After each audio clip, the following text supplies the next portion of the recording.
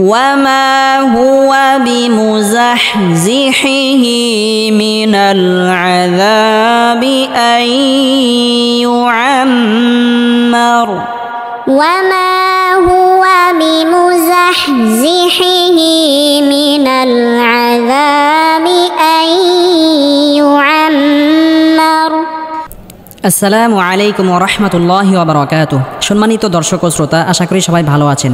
কুরআন মাজিদ শেখার নতুন একটি পর্বে আপনাকে স্বাগতম। গত পর্বে আমরা সূরা বাকারার 91 নং আয়াত থেকে 95 নং আয়াত পর্যন্ত শিখেছিলাম। আজকে আমরা এই ভিডিওতে সূরা বাকারার 96 নং আয়াত থেকে 100 নং আয়াত পর্যন্ত শিখব ইনশাআল্লাহ। সম্মানিত দর্শক ও শ্রোতা, এই ভিডিওটি এমনভাবে তৈরি করা হয়েছে যে চাইলে আপনি আমার সাথে সাথে পড়ে আমার মতো সহিহ শুদ্ধভাবে কুরআন মাজিদ পড়তে পারবেন।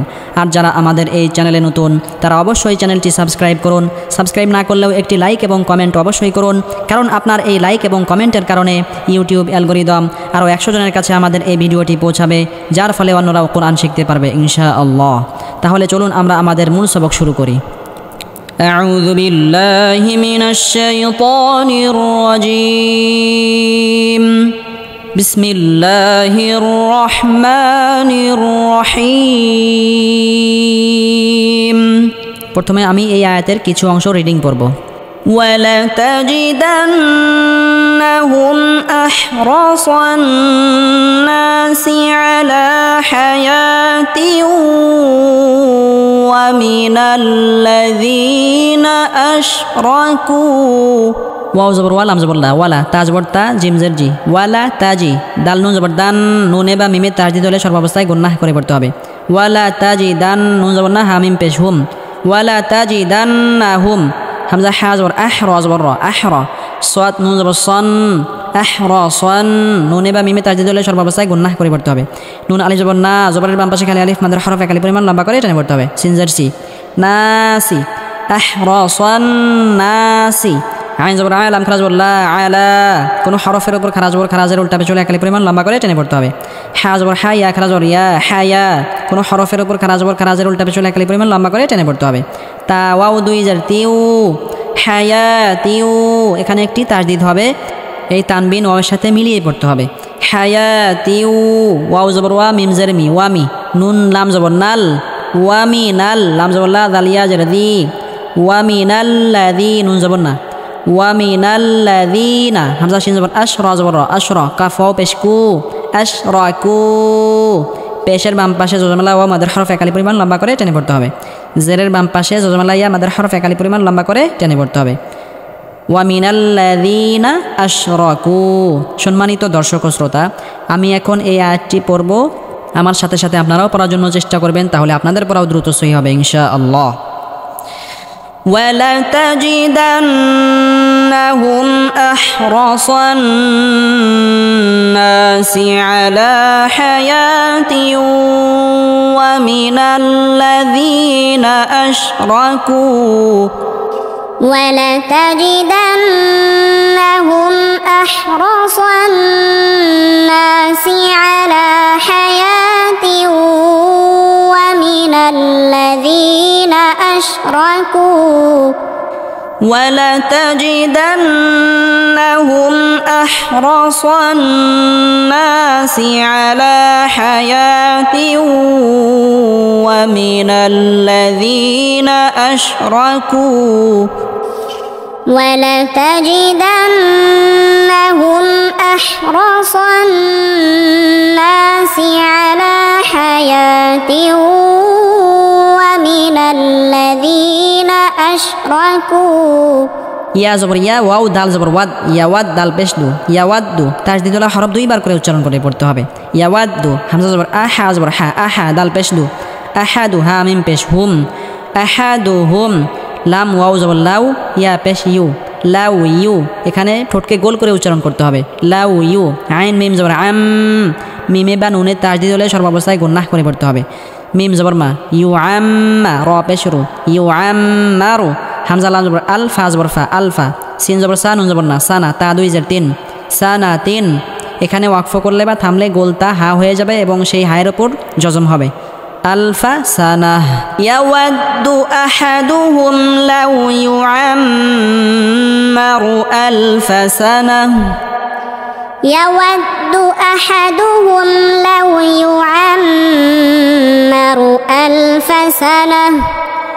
يود أحدهم لو يعمر 1000 سنة يود أحدهم لو يعمر 1000 سنة ওয়াও জবর ওয়া মিম আলিফ জবর মা ওয়া মা জবরের বাম পাশে খালি আলিফ মাদের হরফ এক আলিফ পরিমাণ লম্বা করে টেনে পড়তে হবে। হা পেশ হু ওয়াও জবর ওয়া হুয়া ওয়া মা হুয়া বা জবর বি মিম পেশ মু বিমু জা হা জবর জাহ বিমু জাহ জা জবর জি হা জবর হি বিমু জাহ জি হি হা খারা জবর হি বিমু জাহ জি হি। সম্মানিত দর্শক ও শ্রোতা, এই শব্দটি উচ্চারণে অনেক কঠিন, এজন্য আমরা খেয়াল করে উচ্চারণ করব ইনশাআল্লাহ। বিমুজাহজিহিহি বিমুজাহজিহিহি বিমুজাহজিহিহি। মিম জের মি নুন লাম জবর নাল মিনাল আইন জবর আয়াদাল আলিফ জবর দা আয়াদা জবরের বাম পাশে খালি আলিফ মাদের হরফ এক আলিফ পরিমাণ লম্বা করে টানাই পড়তে হবে। মিনাল আযাবা জেরবি মিনাল আযাবি। হামজা ইয়া জবর আই নুন সাকিনের পরে ইদগামে বা গুন্নার হরফ ইয়া আসার কারণে এখানে নুন সাকিনকে গুন্নাহের সাথে মিলিয়ে পড়তে হবে। আই ইয়া পেশ ইউ আইন মিম জবর আম ইউ আম মিমে বা নুনে তাজদিদ হলে সর্বাবস্থায় গুন্নাহ করে পড়তে হবে। মিম জবর মা র জবর র মা র আই ইউ আম মা র আই ইউ আম মা র। এখানে ওয়াকফ করলে রয়ে জজম হবে আই ইউ আম মা র। وما هو بمزحزحه من العذاب أن يعمر وما هو بمزحزحه من العذاب أن يعمر وما هو بمزحزحه من العذاب أن يعمر وما هو بمزحزحه من العذاب أن يعمر ওয়াও লাম জবর ওয়াল্লাম খারাজ আল্লাহ ওয়াল্লাহ হা পেশ হু ওয়াল্লাহু বা জবর বা সাত ইয়া জবর সি বা সি জেরের বাম পাশে জজমালা ইয়া মাদের হরফ এক আলিফ পরিমাণ লম্বা করে টেনে পড়তে হবে। র দুই পেশ রুম তানবিনের পরে ইকলাবের হরফ বা আসলে তানবিনকে ছোট মিম দ্বারা পরিবর্তন করে পড়তে হবে। বাসিরু বা জের বি মিম আলিফ জবর মা বিমা জবরের বাম পাশে খালি আলিফ মাদের হরফ এক আলিফ পরিমাণ লম্বা করে টেনে পড়তে হবে। ইয়া আইন জবর ইয়া মিম জবর মা ইয়া আমা লাম ওয়াও পেশ লু ইয়া আমালু পেশের বাম পাশে জজমালা ওয়া মাদের হরফ এক আলিফ পরিমাণ লম্বা করে টেনে পড়তে হবে। নুন জবর না ইয়া আমালুনা বিমা ইয়ামালুন মাদের হরফের পর হরফ ওয়াকফ করলে তিন আলিফ পরিমাণ লম্বা করে টেনে পড়তে হয়। والله بصير بما يعملون والله بصير بما يعملون والله بصير بما يعملون والله بصير بما يعملون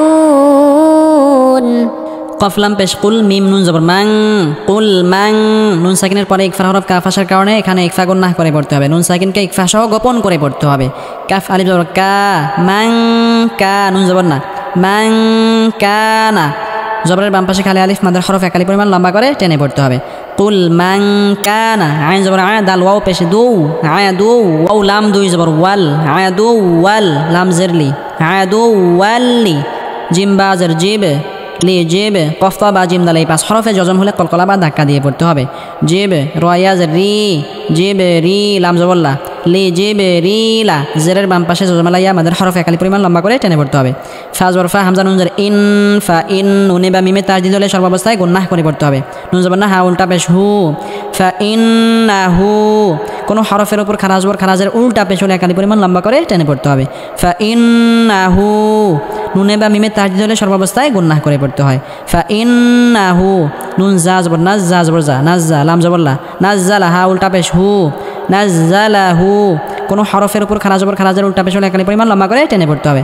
আইন জবর আ লাম খারাজ জবর লা আলা কফ লাম জবর কল বা জের বি কলবি কাফ জবর কা কলবিকা কলবিকা বা জের বি হামজা জাল জের ইদ বি ইদ নুন লাম জের নীল বি ইদ নীল লাম খারাজ জবর লা বি ইদ নীল্লা আল্লাহ শব্দের পূর্বে জের আসলে আল্লাহ শব্দকে চিকুন করে পড়তে হয়। হাজের হি বি ইদ নীল্লাহি মিম পেশ মু সাদ দাল জবর সাদ মুসাদ দাল জেরদি মুসাদ্দি কফ লাম দুই জবর কল মুসাদ্দিকাল লাম জেরলি মিম আলিফ জবর মা লিমা মুসাদ্দিকাল লিমা বা ইয়া জবর বাই নুন জবর না বাইনা ইয়া জবর ইয়া দাল ইয়া জবর দাই ইয়া দাই হাজরহি ইয়া দাইহি মুসাদ্দিকাল লিমা বাইনা ইয়া দাইহি ওয়াও জবর ওয়া হা পেশ হু ওয়াহু দাল ওয়াও দুই জবর দাউ ওয়াহু দাউ ওয়াহু দাউ ওয়াও জবর ওয়া বা শিন পেশ বুশ ওয়া বুশ র খারাজ জবর র ওয়া বুশ র কোনো হরফের উপর খারাজ জবর খারাজের উল্টা পেশ লেখার পরিমাণ লম্বা করে টেনে পড়তে হবে ওয়াহু দাউ ওয়া বুশ র লাম লাম লিল মিম হামজা পেশ মু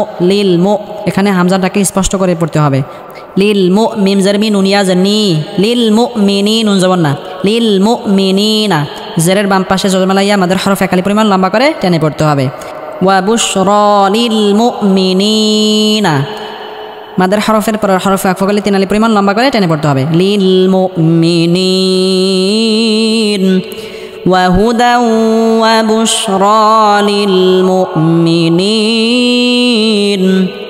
قل من كان عدوا لجبريل فإنه نزله على قلبك بإذن الله مصدقا لما بين يديه قل من كان عدوا لجبريل فإنه نزله على قلبك بإذن الله مصدقا لما بين يديه قل من كان عدوا لجبريل فإنه نزله على قلبك بإذن الله مصدقا لما بين يديه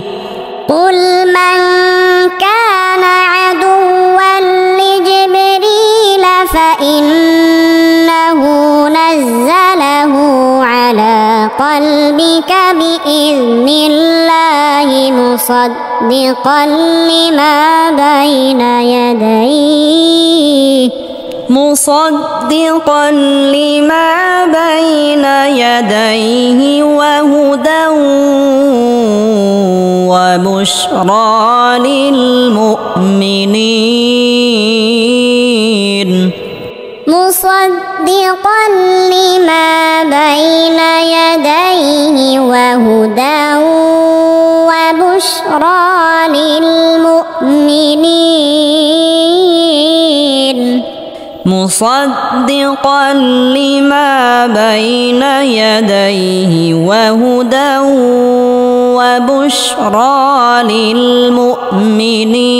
للمؤمنين مصدقا لما بين يديه وهدى وبشرى للمؤمنين من كان عدوا لله وملائكته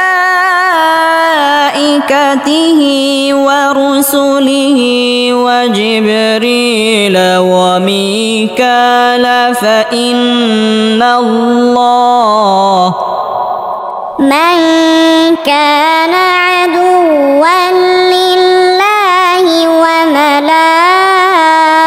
وملائكته ورسله وجبريل وميكال فإن الله من كان عدوا لله وملائكته ورسله وجبريل وميكال فإن الله من كان عدوا لله وملائكته ورسله وجبريل وميكال فإن الله عدو للكافرين فإن الله عدو للكافرين فإن الله عدو للكافرين فإن الله عدو للكافرين ولقد أنزلنا إليك آيات بينات ولقد أنزلنا إليك آيات بينات ولقد أنزلنا إليك آيات بينات ولقد أنزلنا إليك آيات بينات وما يكفر بها إلا الفاسقون وما يكفر بها إلا الفاسقون وما يكفر بها إلا الفاسقون وما يكفر بها إلا الفاسقون أوكلما عاهدوا عهدا نبذه فريق منهم أوكلما عاهدوا عهدا نبذه فريق منهم أوكلما عاهدوا عهدا نبذه فريق منهم أوكلما عاهدوا عهدا نبذه فريق منهم أوكلما عاهدوا عهدا نبذه فريق منهم أوكلما عاهدوا عهدا نبذه فريق منهم بل أكثرهم لا يؤمنون بل أكثرهم لا يؤمنون